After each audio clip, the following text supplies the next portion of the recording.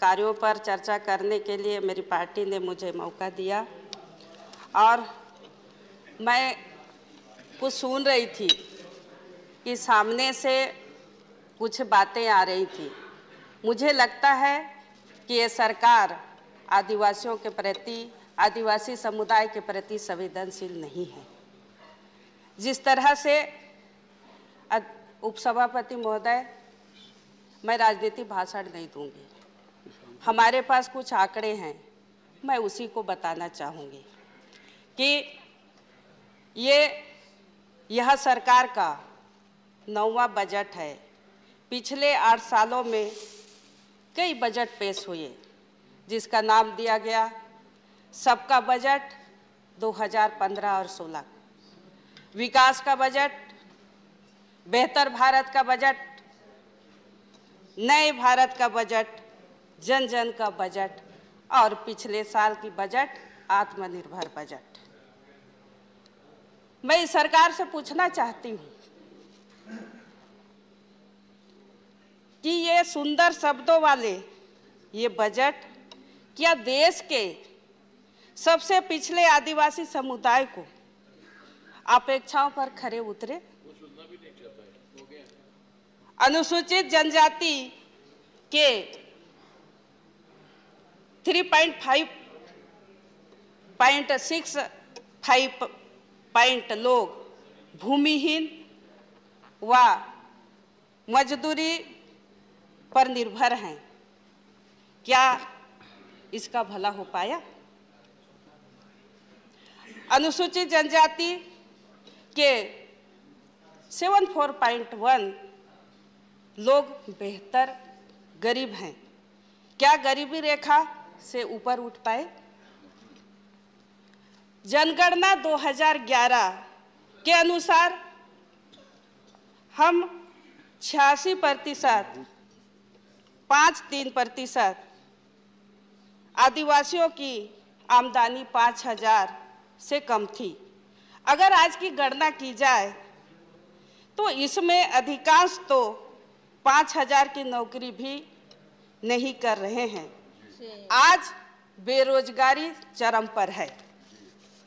सभापति महोदय, वित्तीय वर्ष 2022 और 23 में अनुसूचित जनजातियां के कुल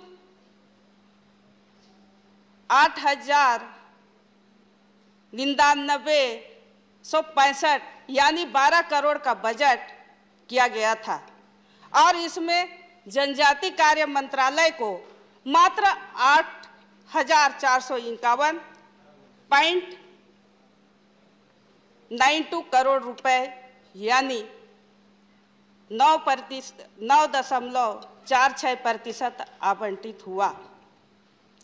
इससे साफ जाहिर होता है कि आदिवासियों को बजट मिला, उसका 10% भी सीधे तौर पर उनके लिए बनी योजना में नहीं मिला, तो बाकी 90% बजट ऐसी योजनाओं में दिया जा रहा है जो सब लोगों के लिए नहीं बनी है।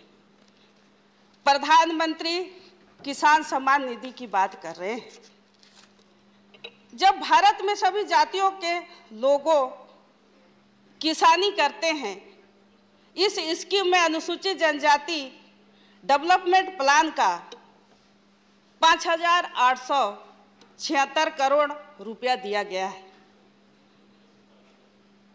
पानी की पाइपलाइन बिछती है तो सबके लिए, सड़क बनती है तो सबके लिए, राशन बढ़ता है गरीबों को लेकिन इन सब योजनाओं में अनुसूचित जनजाति डेवलपमेंट प्लान का भी पैसा डाल दिया जाता है। ऐसा क्यों हो रहा है?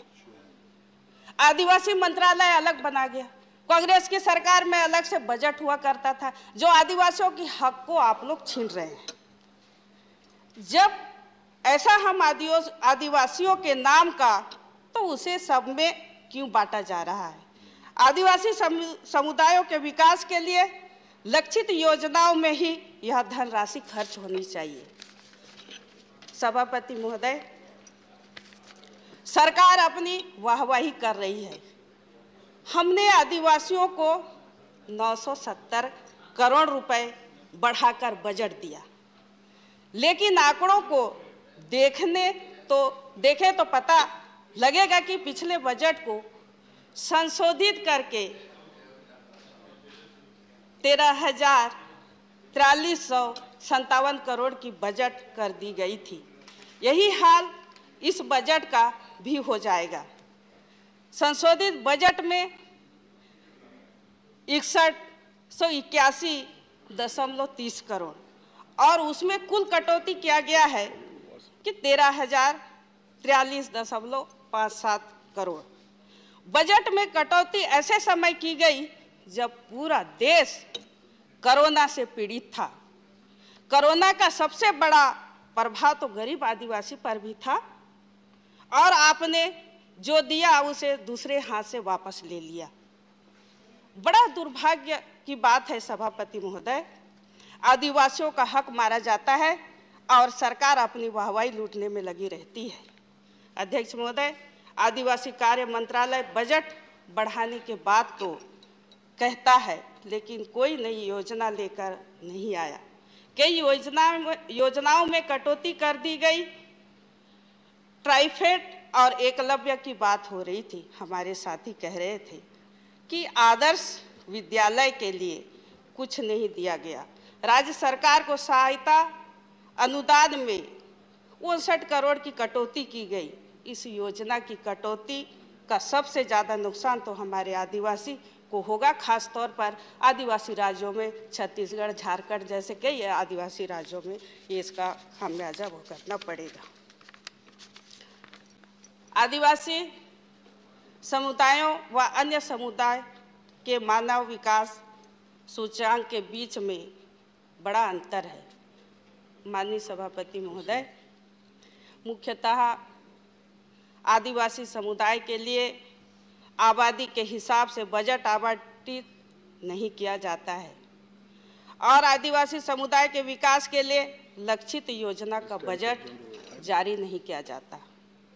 सभापति महोदय, पिछले वर्ष 2020-21-22 में जनजाति कार्य मंत्रालय को 18 महत्वपूर्ण योजनाओं में कुल 74,84.07 करोड़ रुपए आवंटित किया गया, लेकिन अब तक मात्र 46,49.09 करोड़ रुपए ही जारी किया गया।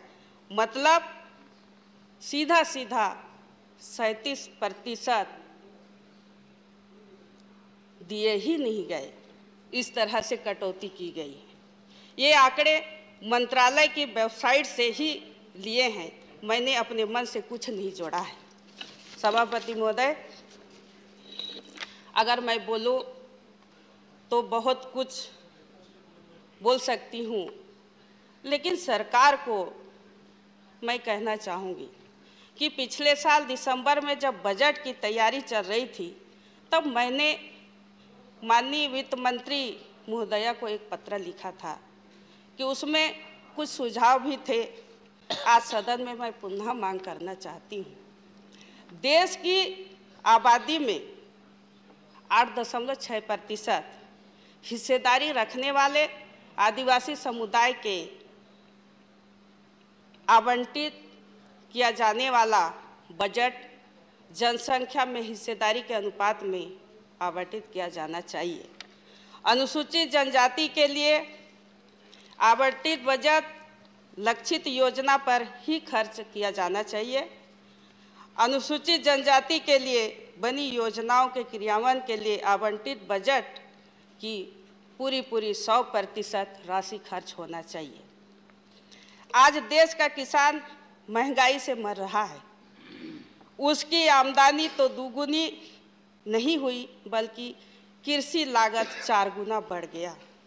माननीय सभापति महोदय, मेरा सुझाव है या मेरा मांग है कि हमारे छत्तीसगढ़ में गोधन योजना, गोठान योजना चलाई जा रही है, जिससे किसान स्वावलंबी हो रहे हैं। केंद्र सरकार इस योजना को पूरे भारत में लागू करे ताकि किसानों को इसका फायदा मिल सके जिससे किसानों की आमदनी बढ़ सके।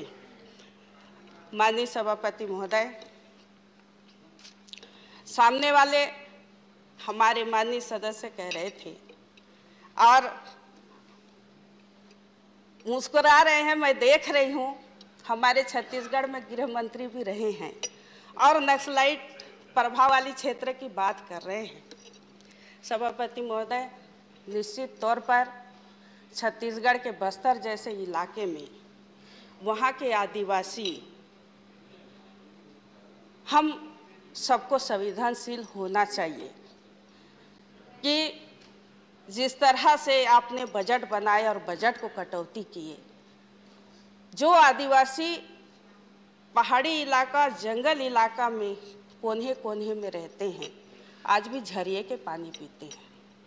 बिजली की बात बहुत जोरों से कह रहे थे कि केवल एक ही हमारे प्रधानमंत्री नरेंद्र मोदी ही पूरा कर सकते हैं, ये उन्होंने कहा। क्या 7 साल के सरकार में, क्या 7 साल के सरकार में क्या किया आपने? कांग्रेस ने क्या नहीं किया? जिस स्कूल में आप पढ़ के आए हैं, आज जो यहाँ बैठे वो कांग्रेस की देन है। एयरपोर्ट बनाई कांग्रेस की देन है। IIT, कॉलेज, स्कूल, ये सब कांग्रेस की देन है। इस बात को आपको भी सुनना पड़ेगा। अब नया क्या किया? बोले दीजिए, बोले। नया आपने क्या किया? नया आपने क्या किया? एक स्कूल का नाम बताइए। मैं इस बात की गहरा मैं चिंतन करती हूँ, क्योंकि आपकी सरकार थी तब छत्तीसगढ़ में बहुत बड़ा घटना हुआ, जिसके चलते हमारे कांग्रेस के बड़े बड़े लीडर शहीद हुए। वो आज तक जांच नहीं हो रही। आज तक केंद्र सरकार ने NI रिपोर्ट राज्य सरकार को नहीं दे रही है, क्योंकि उस झीरम घाटी की बात है जहाँ पे मैं भी थी, मुझे भी गोली लगी, हैंड ग्रेनेड के छर्रे आज भी पड़े हैं। उस जगह से बिलोंग करती हूँ, मैं भी आदिवासी महिला हूँ, और वहाँ के आदिवासी किस तरह से खाते हैं, किस तरह से पीते हैं, किस तरह से काम करते हैं, वो हमसे और ज़्यादा कोई नहीं जान सकता। इसलिए मैं निवेदन करना चाहूँगी कि यहाँ की जो बजट आदिवासियों का हक का है, कटौती की जाती है, वो बजट कटौती ना हो, उनको बराबर हक मिले और 100% वहाँ पे खर्च हो, आदिवासियों के लिए खर्च हो, पक्का घर बने, बराबर पीने का पानी पहुँचे, बराबर बिजली पहुँचे।